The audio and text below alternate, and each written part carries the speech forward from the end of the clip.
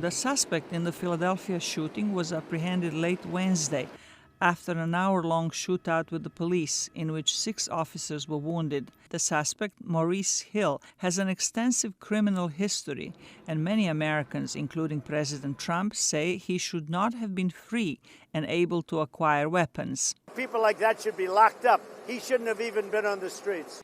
U.S. Attorney William McSwain, appointed by Trump, issued a statement blaming Philadelphia District Attorney Larry Krasner for promoting a culture of disrespect for law enforcement that he claims led to a Wednesday night shooting that left multiple officers injured.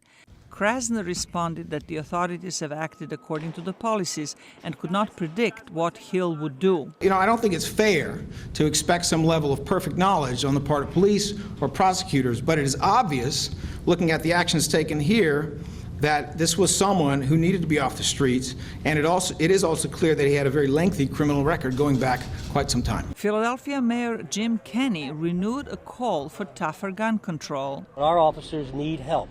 They need help. They need help with gun control. They need help with keeping these weapons out of these people's hands.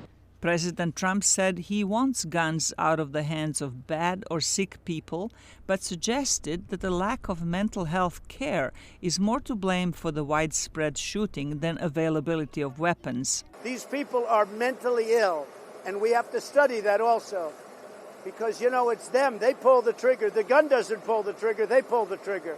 So we have to look very seriously at mental illness, and we're doing that at a level that hasn't been done before. Polls show that the majority of Americans want thorough background checks to ensure guns don't get into the hands of criminals or mentally ill people. Many also want a ban on sales of assault-style weapons to civilians.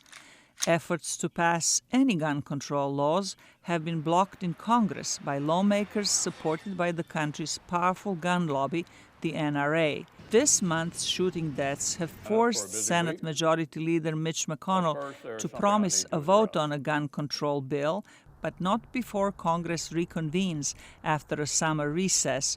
Critics say he is waiting for the outrage to die down. Zlatica, Hoke, VOA News, Washington.